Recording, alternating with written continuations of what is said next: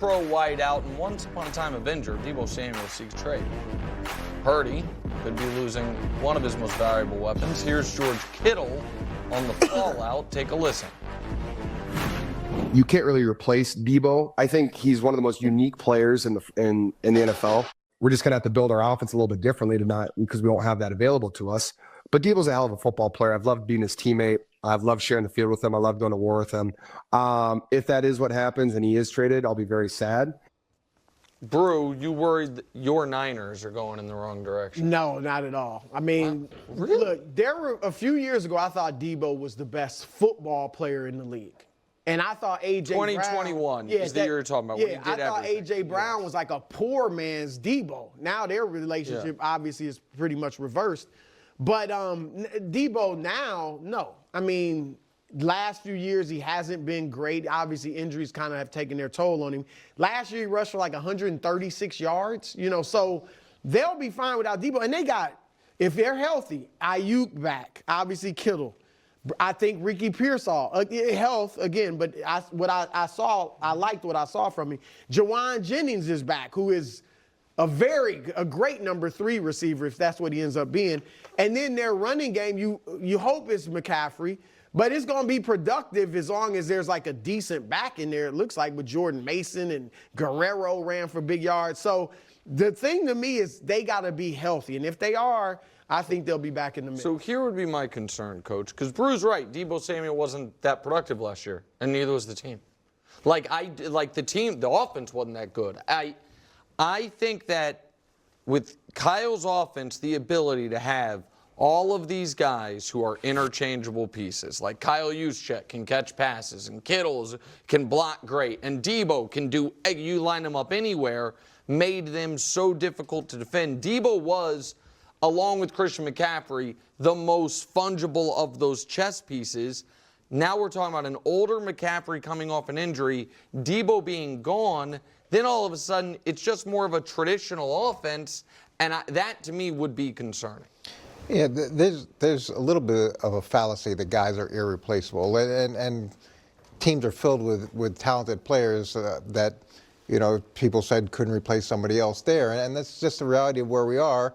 Someone may be unhappy and may want to trade, and you may have to move on from them or make salary cap decisions. I think the one thing that San Francisco's shown a consistent ability to do is to not only find players, but also be aggressive in free agency and go out and get pieces that work really well in this offense. And it's unfortunate that Deebo's at the place that he's at, both in terms of his relationship with the 49ers and his production. But the idea that he's irreplaceable, I don't think so. And I think that they'll do another good job of finding some other pieces and then use them creatively. Like, I respect Kyle's ability to use guys in a creative way and maximize some abilities that I think a lot of offensive coordinators would have never taken the chance on. Yeah, I don't think they're going in the wrong direction. I think this is where their team was headed.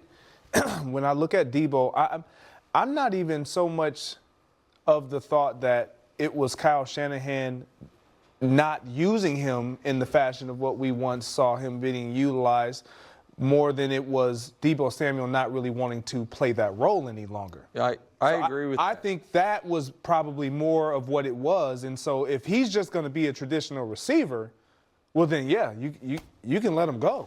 Because he didn't want to have the lifespan of a running back, exactly, or get paid like a running back. Absolutely. So you want to be used the value of Deebo Samuel is what you talked about, the football player of him, where you can line him up anywhere, and you have Christian McCaffrey, who you can do the same thing, and they're interchangeable, and you have a mismatch somewhere on the field. And so if he's not wanting to do that any longer, then you got to move on. Yeah, I think that's a great point. As guys get paid more, they become more risk adverse, yep, which makes total sense because you want to see the high end of your contracts.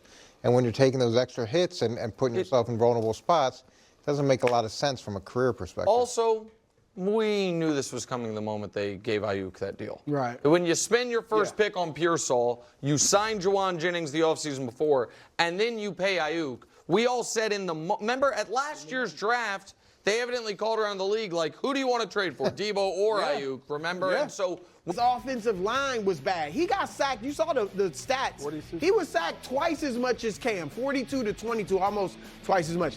He didn't have a running game. Not either year that he was at Colorado, they didn't run for 1,000 yards. He had elite, I think, receivers, obviously Travis Hunter, but the other ones too. But I think the fact that he was so good under that type of duress, I think when he gets to the NFL, he's got a better running game and offensive line. I think he's going to be good. I'll take him. I haven't watched, enough full games on it, but I just watched a bunch before we came out here, and to me, it's Cam. And I think that the sack stat is very, it's not indicative of what was happening. And if we pull up this graphic here, so we see that he's been sacked 42 times, but look at the average time to throw. He had more time to throw than Cam had, and a lot of those sacks were his fault. Those sacks were him trying to extend plays, him trying to make something happen, and he couldn't. And then you've got 39 scrambles mixed in there too. So there's 81 plays where they dropped back and he's either sacked or had to scramble. And when he scrambled, he's about 7 yards to scramble, where Cam is about 10 yards to scramble. And then also watching it, Cam had more touchdown passes that were true touchdown passes. And what I mean by that is Shador had a decent amount of wide receiver screens that broke for a touchdown. Guys hit, a 15, 20-yard crossing route that broke for a touchdown. We call those Brock Purdy's. Yeah, throwing it up to Travis Hunter where, it's a 50-50 ball and he comes down with it. So this is on Mark Williams. This is a Former Laker. a former teammate. This is a 40-year-old. I'm going to go ahead and say we will never see this caliber of dunk by a player whose son is reacting on the bench in uniform again in the history of the league. That was incredible. That feels make-believe. Sadly, the Lakers will blow the game. Next, Austin Reeves. All right, I like Austin Reeves a lot. Austin Reeves, you're not good enough to do this. I'm not even sure he got fouled because I never saw a slow-mo. So he gets the first tech Like, for that's the all ball. swinging the arm, and then he gets the second tech because evidently he dropped a few F-bombs on the way out. And people are like, man, Draymond does this all the time and gets away with it. Yeah, he does. But Draymond, and I like, you guys know I like Austin Reeves a He might be lot. feeling himself a little too much. And it was bad. I think they would have won the game. Like they had control of the game. And again, what's his production like? he's the third best player. He's on a the good team. player, but he's not You wouldn't like like a him, star. Coach. He's not a very good defensive player. He doesn't have the great muscle. But I It seems like they got a few of I those. don't even think this was a foul. I It looked agree like it with was you. all ball. And maybe if it was a foul, it was close. All right, up next. All right, LaMelo gets Luke out on an island. Hey, again, At least he didn't folks fall. are using this as evidence that Luka can't defend. Well, he can't. That may or may not be true. The point I'm making, Brew, is if there's one thing LaMelo can do, it's this. Just mix guys up and get past them. Like, he does that to good defenders, bad defenders, mediocre defenders. LaMelo is nice.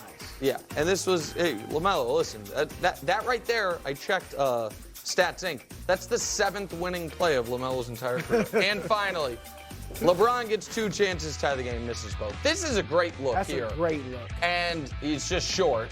And this next one, I do not consider that an easy look at all, but missed them both. And honestly, like,